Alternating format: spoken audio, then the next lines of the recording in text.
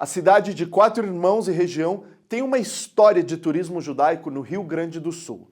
Antes da tragédia que afetou a região, Stella Ziskind entrevistou o Sérgio Daniel Lecher, secretário do Turismo Histórico Judaico desta região, que felizmente não foi atingida pelas enchentes. Veja este bate-papo. O Sérgio é secretário do Polo de Turismo Histórico Judaico de Quatro Irmãos e região e vai explicar pra gente como a comunidade migrou para lá, fazendo essa grande comunidade judaica. Oi, Sérgio, tudo bem? Conta para mim sobre a imigração dos judeus no Rio Grande do Sul. Sabemos que tiveram várias, mas essa foi considerada oficial, certo? Sabemos que a imigração judaica no Brasil, ela começou desde o descobrimento com Pedro Álvares Cabral. Já vieram tradutores, cientistas, astrônomos, cartógrafos que eram judeus da equipe de Pedro Álvares Cabral no descobrimento brasileiro. De lá para cá, cristãos novos, judeus holandeses, judeus no ciclo da borracha, judeus do Pernambuco, enfim, foram várias imigrações. No entanto, a imigração que foi considerada institucional, feita através de acordos com governos estadual, federal, no qual a identidade judaica era reconhecida, foi a imigração que veio para o Rio Grande do Sul através do projeto do Barão Hirsch e Baronesa Hirsch, que eram as colônias agrícolas. Era um projeto enorme que provavelmente tirou mais de 100 mil famílias do leste europeu, famílias essas perseguidas, vivendo na pobreza, condenadas a viver com muito pouco, porque não podiam ter terra, não podiam ser servidores públicos, não tinham acesso às cidades muitas vezes. E o Barão Hirsch e Baronesa Hirsch, que eram donos de grandes bancos, mas também principalmente inovadores, porque são eles que começaram a realizar as grandes ferrovias na Europa, inclusive as ferrovias que ligavam a Europa com a Ásia. E eles então conheceram a vida desses judeus, sob principalmente o Império Russo, e resolveram fazer um plano de retirada deles, levando especialmente para as Américas, onde eles achavam que o mundo poderia ser mais promissor, com os judeus também podendo ser donos de terras e com direito a uma cidadania integral, com todas as liberdades. Dentro desse projeto foram feitas colônias nos Estados Unidos, colônias no Canadá, colônias grandes na Argentina e, na sua última etapa, um projeto menor, mas muito significativo, no Brasil, no Rio Grande do Sul, onde se achava que poderia ter uma adaptação melhor em duas regiões, na região de Santa Maria, uma colônia menor, mas a inicial e importante, Philipson, e uma colônia muito grande, maior, de 93 mil hectares, que é de Quatro Irmãos, no Alto Uruguai, ao lado dos atuais municípios de Erechim e Passo Fundo. Foi uma colônia precursora em ambiente rural, onde cada um recebeu o seu lote, e o Barão e Baronesa Hirsch acreditavam que essa conexão com a terra, que os judeus nunca tiveram oportunidade na sua história, depois da diáspora, seria muito significativa e muito importante.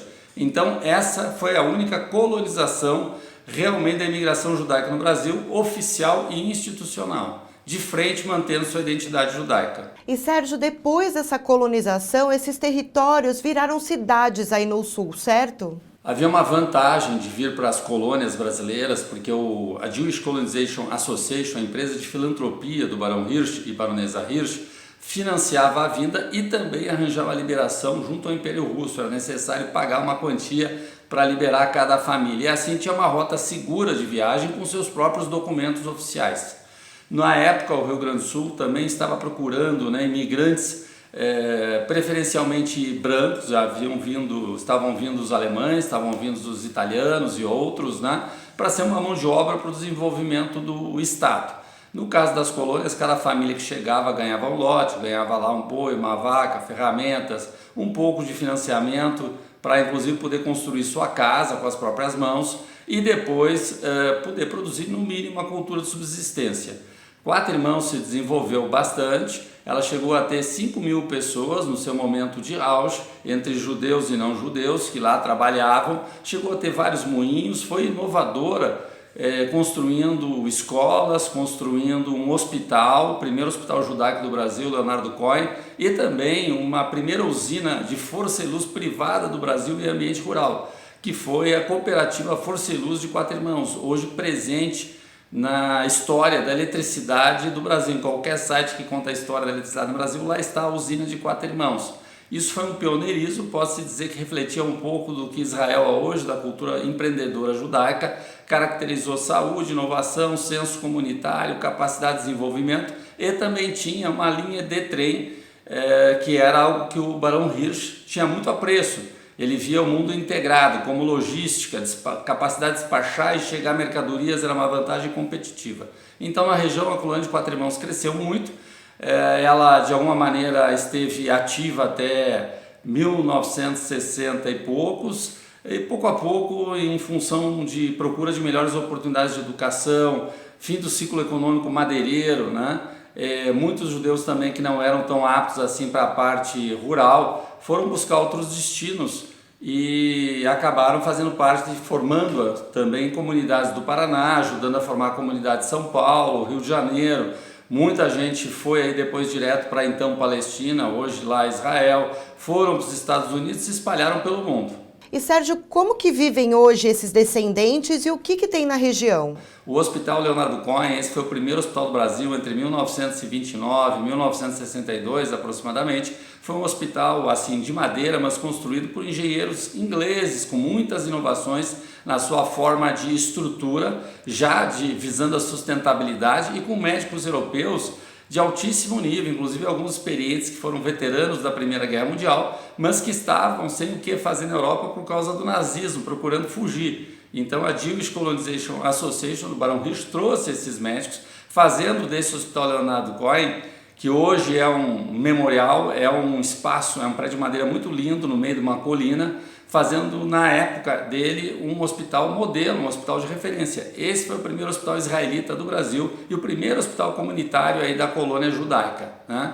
Nós estamos resgatando ali, além da restauração desse antigo prédio na forma de memorial, as ruínas da antiga cooperativa Força e Luz, procurando redesenhar e redescobrir pontos dos costumes judaicos, como uma mikve, que era de um dos núcleos chamado Baronesa Clara, mostrando o esforço de manter o costume e a identidade judaica em locais inóspitos e rurais, que às vezes para um simples banho ritual era necessário caminhar 10 km, 12 km, 15 km ou ir de carroça. As pessoas às vezes nasciam inclusive dentro da carroça. Então foi uma colônia pioneira e nós estamos procurando construir essa rota judaica na forma de turismo. E Sérgio, o que é a Rota Judaica? Como que surgiu o interesse de fazer essas descobertas históricas e levar para a sua vida também? Foi criado o Polo de Turismo Histórico Judaico de Quatro Irmãos e região, que nada mais é da possibilidade de, via recuperação desses vestígios e locais históricos, poder conhecer um pouco de como era a vida da colônia judaica, como eram seus costumes, onde eles conseguiam manter as suas práticas, onde eles viviam, como é que era o pensamento econômico, cultural. Então essa rota ela mostra locais onde a colônia de Quatro Irmãos se mexia, se movia, era a vida dessas pessoas.